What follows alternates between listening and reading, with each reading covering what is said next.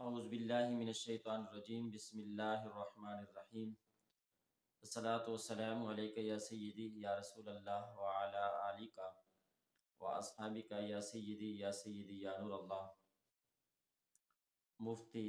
حنیف قریشی آئے دن وہ صحابہ کرام علیہم رضوان کی شان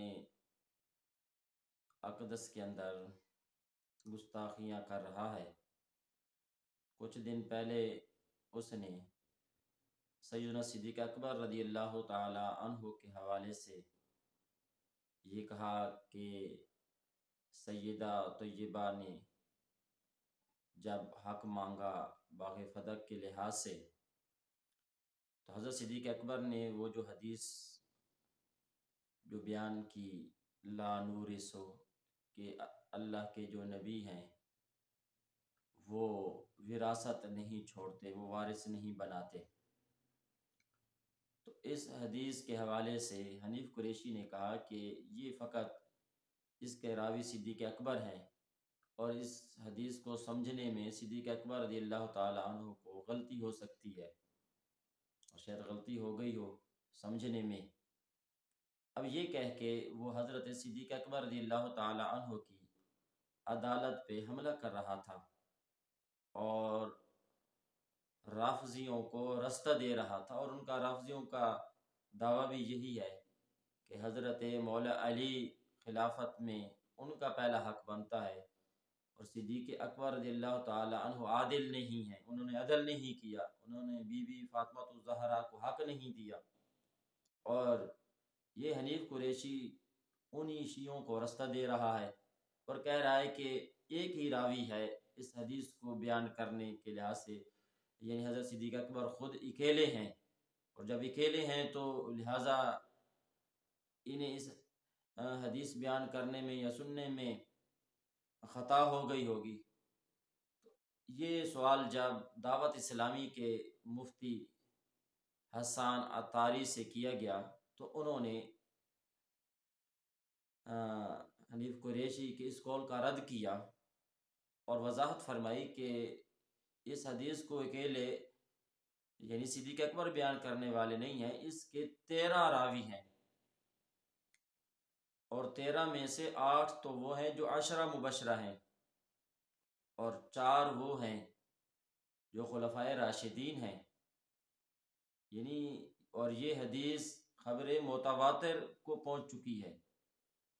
تو اب جب یہ جواب آیا تو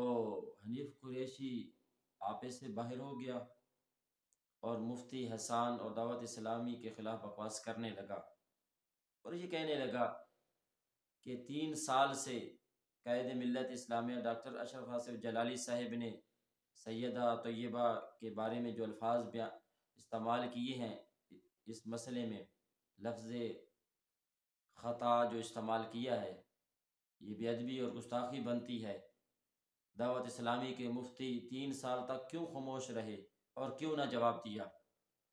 پہلی بات تو یہ ہے، اگر یہ گستاخی بنتی ہوتی تو ضرور وہ جواب دیتے۔ جب بریلی شریف سے فتویٰ آ گیا، عرب و عجم سے فتوے آئے کہ جلالی صاحب نے کوئی بھی ادبی نہیں کی، کوئی گستاخی نہیں کی، اور جلالی صاحب کا نظریہ بالکل ٹھیک ہے، اور حنیف قریشی تو ایک گستاخ ہے، صحابہ کا گستاخ ہے، حضرت امیر معاویہ اور دیگر صحابہ کے خلاف تو زبان درازی پہلے بھی کر چکا ہے، اب تو کس منہ سے یہ کہتا ہے کہ دعوت اسلامی والے فتویٰ دیں، اور تو کس لحاظ سے ان سے فتویٰ مانگ رہا ہے؟ اور دوسرا تو خود دعوت اسلامی کے خلاف ہے۔ ہر صحابی نبی جنتی جنتی کے نعرے کے خلاف تو ہے، اور دعوت اسلامی پہ کتنے اعتراض تو کر چکا ہے۔ تو خود سنی نہیں ہے،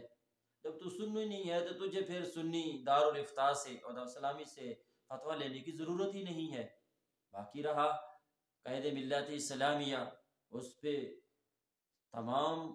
اہل سنت و جماعت متفق ہیں کہ وہ سنیوں کے امام ہیں، کنز العلماء ہیں، اور انہوں نے کوئی گستاخی نہیں کی۔ اور عمل کے لحاظ سے دعوت اسلامی کے امیر اور اہل سنت و جماعت کے امیر مولانا الیاس قادری نے جب بھی سوشل میڈیا کے لحاظ سے خبر پہنچی کہ قید ملت اسلامیہ بیمار ہیں، تو کتنی دفعہ انہوں نے اپنے پیغام کے ذریعے سے تیمارداری کی، خیریت پوچھی، اور جلالی صاحب کے بھائی دنیا سے گئے، والد گئے، تو ہر موقع پہ مولانا الیاس قادری صاحب نے جلالی صاحب کے بھائی والدین کے لیے فاتحہ خوانی کی اور افسوس کا اظہار کیا۔ تو اس سے ثابت ہوتا ہے کہ دعوت اسلامی اور امیر اہل سنت وہ قبلہ کنز العلماء کے ساتھ کھڑے ہیں، اور وہ یہ سمجھتے ہیں کہ جلالی صاحب حق پہ ہیں، اور بلکہ پوری امت کے علماء کا یہی موقف ہے کہ جلالی صاحب حق پہ ہیں،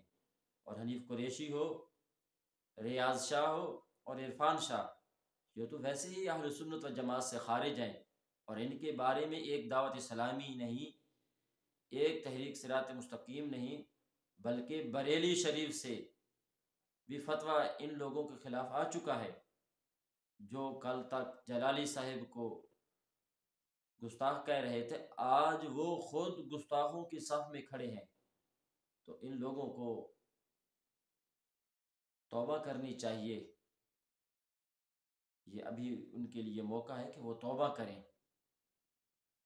لبیک لبیک یا رسول اللہ صلی اللہ علیہ وآلہ وسلم۔